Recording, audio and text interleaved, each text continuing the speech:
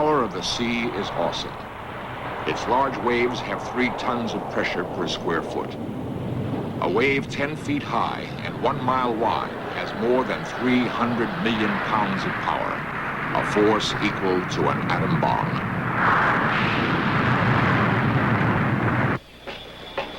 Millions of Americans throng to the beaches each summer weekend.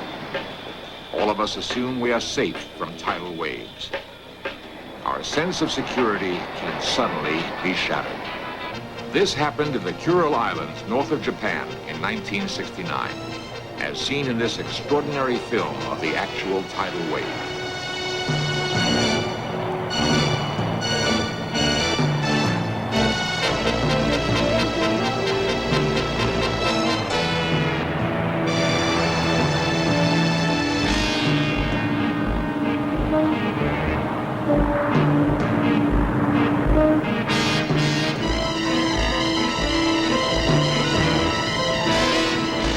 In 1979, tidal waves killed 200 people in Indonesia.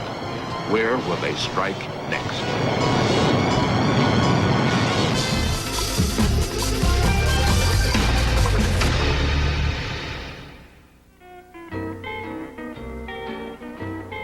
Hilo, Hawaii, a peaceful coastal town located in the middle of the Pacific Ocean. Few places in the United States are as blessed with a combination of sun, sea, and beautiful weather as Hilo, Hawaii. At the same time, few places are as constantly threatened. On April Fool's Day 1946, a tremendous tidal wave took the residents of Hilo by surprise.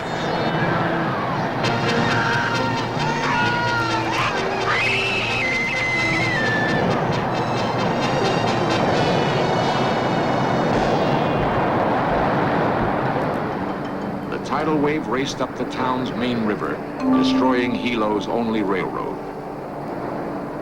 These photographs show a man on the dock being swept to his death by the giant wave. Seconds later, he is gone. More than 170 people were killed. Hilo was left a water-soaked ghost town, still vulnerable to another tidal wave attack at any time. Nothing makes us feel as helpless as facing natural disasters.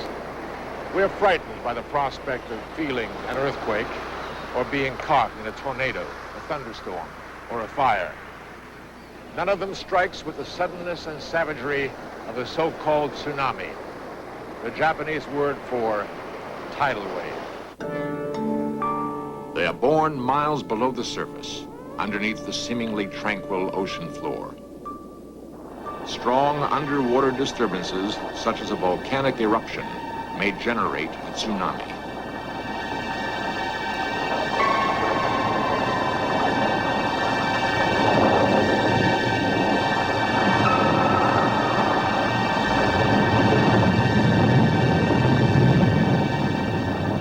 Underwater earthquakes are the most common cause of tidal waves. When the Earth shifts vertically, tons of water are forced upward. A series of tidal waves form on the surface, spreading out from the epicenter in every direction. The massive energy of the wave pulsates to the deepest depths. Once born, the tsunami cannot be stopped or controlled. From this origin, tidal waves travel thousands of miles, losing very little energy. On the open ocean, the wave is only a few inches high, passing undetected beneath ships at sea.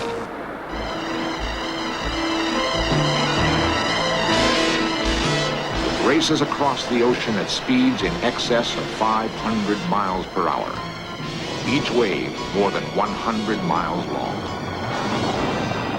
As the tsunami enters shallow water, it suddenly slows down. The forward energy can rise up hundreds of feet, forming a terrifying wall of water.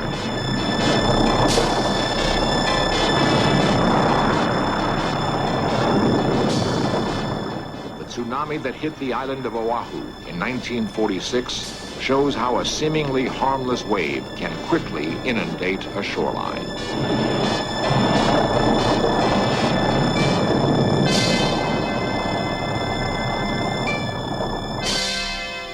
The Pacific Tsunami Warning Center was established in Honolulu to predict where tidal waves will strike.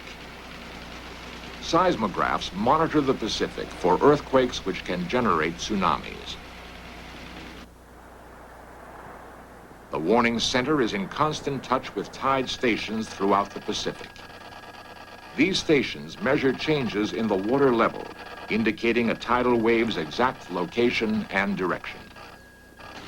Once its location is known, the wave's estimated time of arrival to any area can be calculated. A warning can then be issued. These procedures were in full operation at the Warning Center on May 22nd, 1960. In Search Of will recreate the events of this day, a day the residents of Hilo will never forget. 9:38 a.m. 7,000 miles away, a tremendous earthquake shatters the coast of Chile.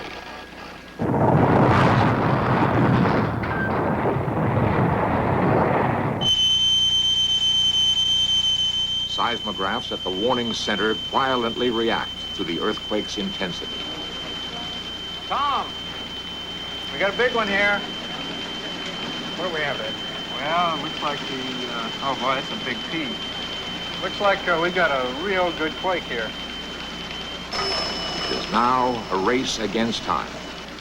The men at the Warning Center first determine the quake's magnitude. 8.5, Tom. We got a tsunami.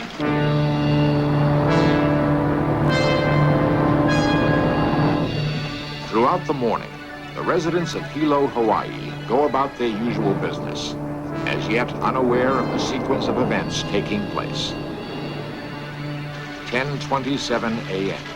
Tide information is requested from Valparaiso, Chile, the closest tide station to the epicenter. From Chile, it will take the wave 15 hours to reach the Hawaiian Islands. 12:18 p.m. The first tide report comes in from Chile. Here's Valparaiso reporting unusual wave activity. Yeah, we've got a good wave here. We better give a Pacific-wide advisory. We do have a tsunami spreading across the Pacific.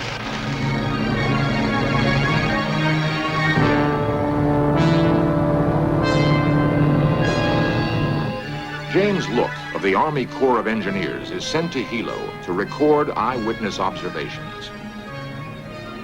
So little was known about a tsunami's impact that a first-hand account was deemed extremely valuable. James Look decides that a bridge on the bay itself is a safe location. He starts to record normal changes in the water level and currents.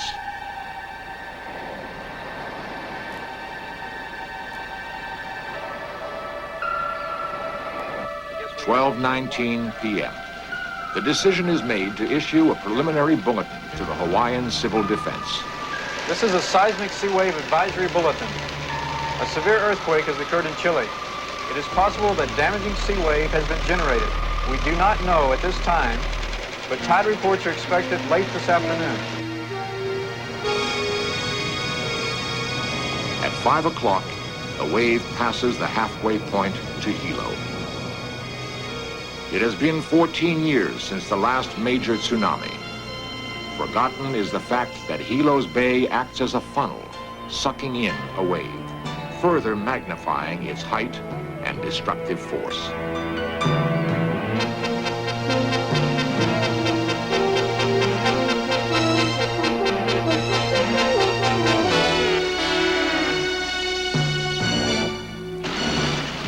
At 6:47 p.m., the general warning is issued to the public. Attention all stations. Attention all stations. This is the Pacific Tsunami Warning Center. This is a tsunami warning. A severe earthquake in Chile has generated a tsunami which is spreading over the Pacific Ocean. The estimated time of arrival of the first wave is 12 midnight for the island of Hawaii and about 30 minutes later for the island of Oahu. The danger may last for several hours. The intensity of the wave cannot be predicted.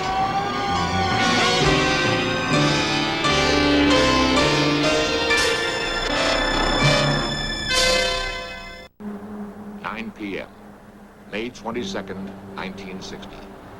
The tidal wave races toward the Hawaiian Islands. Tide stations closer to Hawaii begin reporting to the warning center. Getting some information from Tahiti. They're reporting unusual wave activity at 09 p.m. our time. Hilo is only 3 hours away. From his observation point on the bridge, James Look waits for the water to recede, the first sign of the tidal wave's approach. Hilo's fishermen know the sea. They rush towards open water, hoping to escape the wave's devastating impact.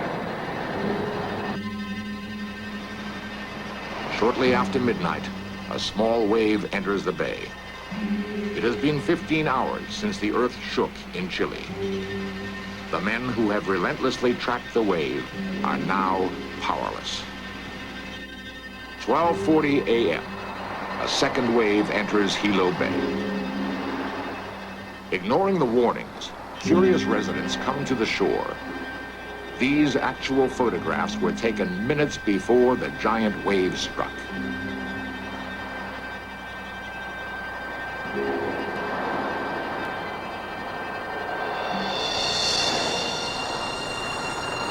At 1 a.m., the water recedes, sucked into the approaching tidal wave.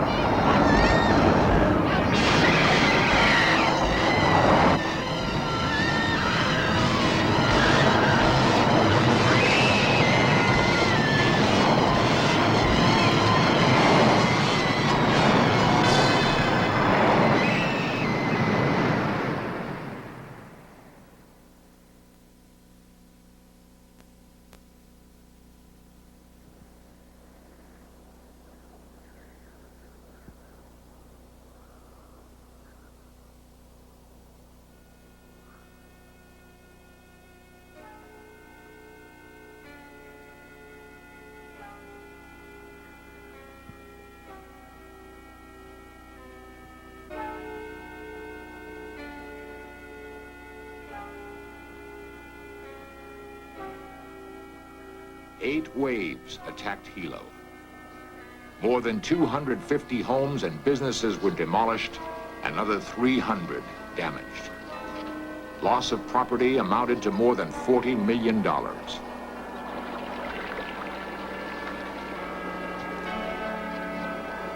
61 people were killed. Another 200 were caught in the wave. James Look's body was found near the bridge he had thought was safe. Ironically, his detailed notes and eyewitness accounts were lost. 2 decades have not wiped out the memories. This mark here shows the 1960 May 23rd tidal wave. This is how high the wave had come in this particular restaurant.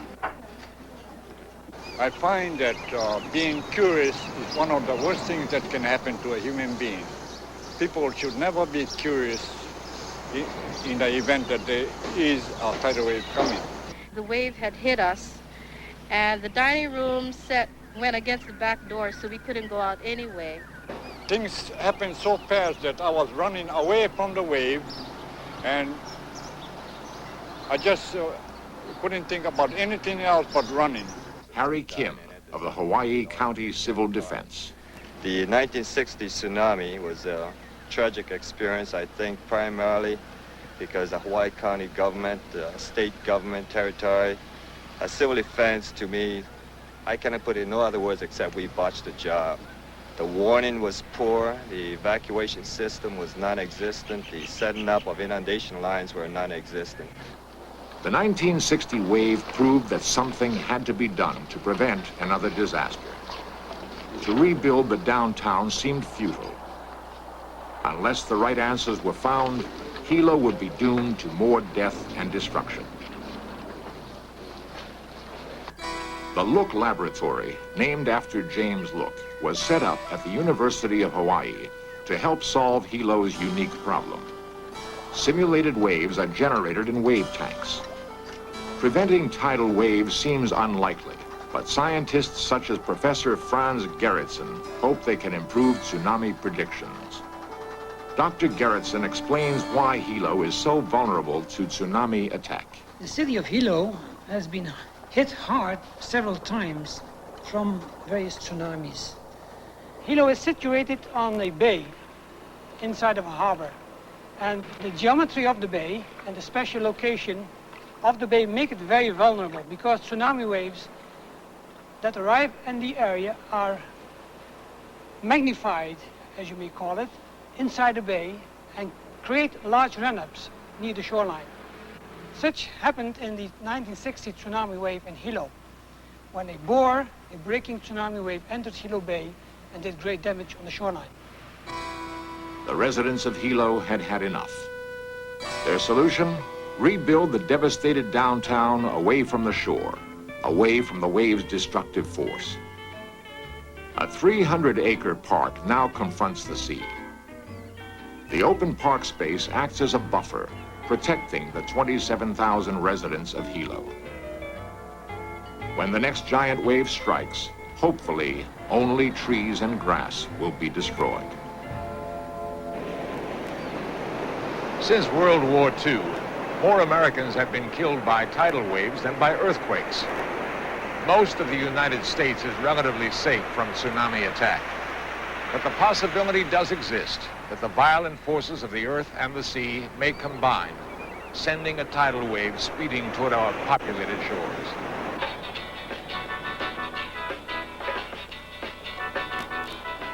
$30 million Americans live on the West Coast, most never having experienced a tidal wave. People associate the West Coast with earthquakes, not tidal waves. What would happen if a tidal wave were racing towards Southern California? In Search Of simulates this possibility.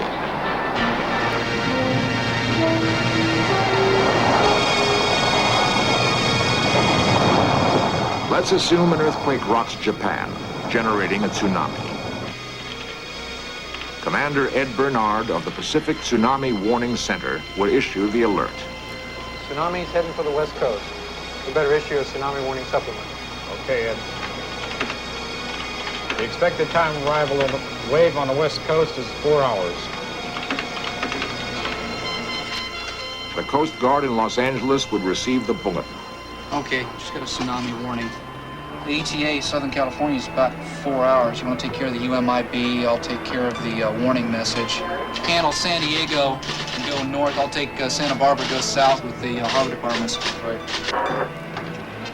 All Coast Guard vessels, this is RCC channel 83. Roger, a tsunami has been generated off of the Japanese coast. Approximately ETA is 4 hours. Take necessary evasive action. Attention. This is a tidal wave warning. A tidal wave may strike this beach. Please evacuate immediately and move to higher ground. Attention. This is a tidal wave warning. The Pacific Tsunami Warning Center has issued a tidal wave warning for Southern California. The Civil Defense has called for an immediate evacuation of all coastal areas. The U.S. Coast Guard advises boat owners to move their boats out to sea immediately. The police ask curiosity seekers to stay away from the coast.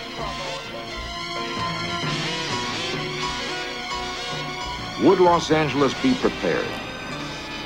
If an actual tidal wave was coming, would the warning be heeded? Experts agree it is not a question of whether another tidal wave will strike, but when.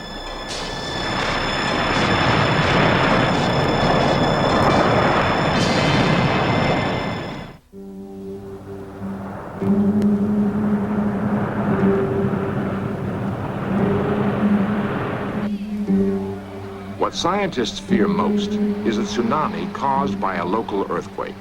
Lieutenant Stephen Froelich of the U.S. Coast Guard. If an earthquake occurred fairly close to the coastline in Southern California, in other words, maybe a couple miles offshore, we would probably not have time if a tsunami was generated to really warn anyone. Hopefully, if it was that close, we wouldn't have to worry about it building up enough to have any great effect. But if there was, it would be almost instantaneous. If a large earthquake occurred in Southern California, if you were on the beach, you felt the earth shaking strongly enough that you had to hold on to something to keep from falling down, that's nature's warning to you.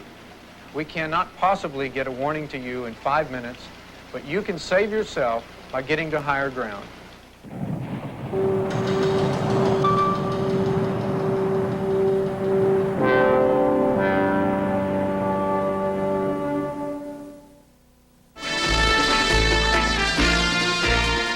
Coming up next, In Search Of continues with a revealing look at the survivors of the atomic tragedy of Hiroshima. Then the FBI Behavioral Unit creates the profile of a brutal killer, and agents track him down on FBI, The Untold Stories. And later tonight, History's Mysteries journeys to the Southwest to investigate the strange disappearance of the Anasazi people. At 8, here on the History Channel, where the past comes alive.